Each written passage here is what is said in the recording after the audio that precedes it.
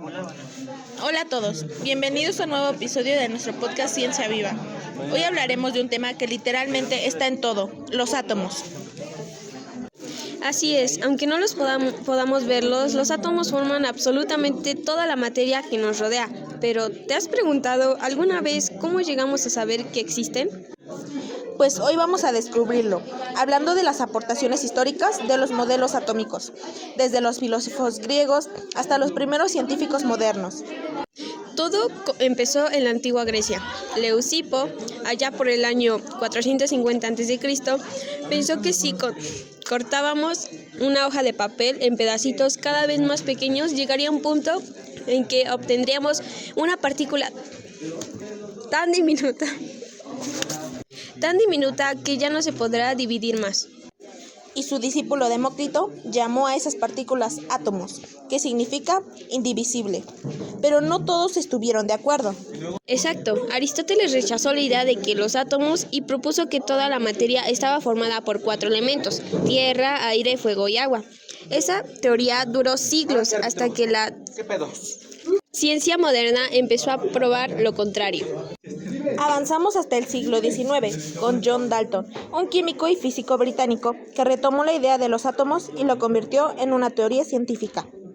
Dalton fue el primero en explicar con experimentos cómo se comportaban las sustancias. Él propuso 4 postulados que marcaron el inicio de la teoría atómica moderna.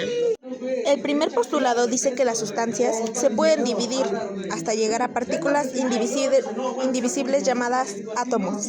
En el segundo postulado, explicó que los átomos de un mismo elemento son iguales en masa y propiedades, mientras que los de distintos elementos son diferentes. Luego, el tercer postulado señala que cuando 2 o más átomos se combinan, forman compuestos. Por ejemplo, el azufre y el oxígeno pueden formar monóxido o dióxido de azufre. Y el cuarto postulado menciona que, en una reacción química, los átomos se reacomodan para formar nuevas sustancias, pero no se crean ni se destruyen, solo cambian de lugar. En resumen, Dalton fue el pionero que dio una base científica a la idea de los átomos. Pasando con Thomson y el modelo de budín de pasas, pues después vino John Thomson, quien descubrió algo que cambió por completo la división del átomo. En 1897, Thomson realizó experimentos con tubos de rayos catódicos y observó que, sin importar el material usado, siempre aparecían partículas con carga negativa. A estas partículas las llamó electrones, así que si los átomos tenían partículas negativas, no podían ser indivisibles, como lo decía Dalton. Por eso, Thomson propuso su modelo conocido como el budín de pasas, una esfera con carga positiva en la que los electrones estaban incrustados como pasas en un pan dulce. ¿Qué forma más sabrosa de imaginar el átomo? Aunque después de descubrirlo, descubrió que ese modelo no era del todo correcto. Fue un paso enorme para entender la electricidad y la estructura interna de los átomos. Luego llegó Ernest Rutherford, otro gran científico, que en 1909 hizo el famoso experimento de la lámina de oro. Él bombardeó una delgadísima lámina de oro con partículas y observó que la mayoría pasaba directo, pero algunas rebotaban. Eso le hizo pensar que la mayor parte del átomo era espacio vacío y que en el centro existía una zona muy pequeña y densa con carga positiva, a la que llamó núcleo. Así, Rutherford descubrió que los electrones giraban alrededor del núcleo, como planetas alrededor del Sol. Y si comparamos los modelos, podemos ver cómo cada científico fue corrigiendo al anterior.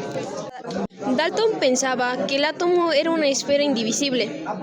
Thomson descubrió que tenía partículas negativas y Rutherford mostró que esas partículas giraban alrededor de un núcleo.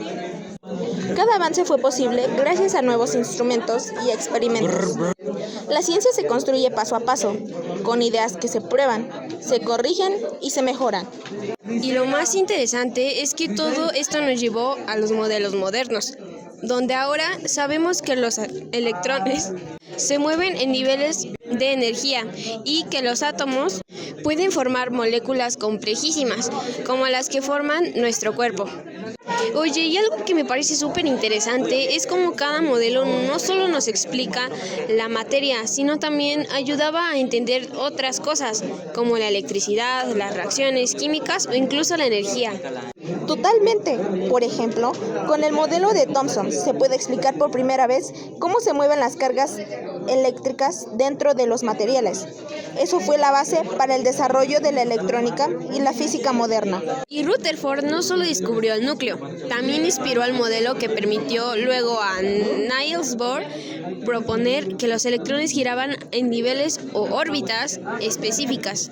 Exacto, Bohr amplió la idea de Rutherford y añadió que los electrones podían ganar o perder energía al saltar de un nivel a otro. Eso dio origen al concepto de niveles de energía, clave para entender los espectros de luz, los enlaces químicos y hasta cómo funcionan los átomos en los elementos de la tabla periódica. O sea que, gracias a todos ellos, hoy entendemos por qué el hierro es magnético, por qué el oxígeno es esencial o por qué el sonido reacciona tan fuerte con el agua. Y lo más genial es ver cómo una idea que empezó hace más de 2000 años con los griegos ha evolucionado hasta los modelos cuánticos actuales, donde ya no hablamos solo de electrones en órbitas, sino que de nubes de probabilidad y comportamiento cuántico. En pocas palabras, la historia de los modelos atómicos no solo cambió la ciencia, también cambió nuestra forma de pensar el mundo. En conclusión, la historia de los modelos atómicos nos enseña que en el conocimiento científico evoluciona constantemente. Lo que hoy damos por hecho, mañana puede cambiar con un nuevo descubrimiento. Así que nunca dejemos de cuestionar, investigar y aprender, porque la curiosidad, como los átomos, está en todo. Nos escuchamos en el próximo episodio de Ciencia Viva. ¡Hasta la próxima!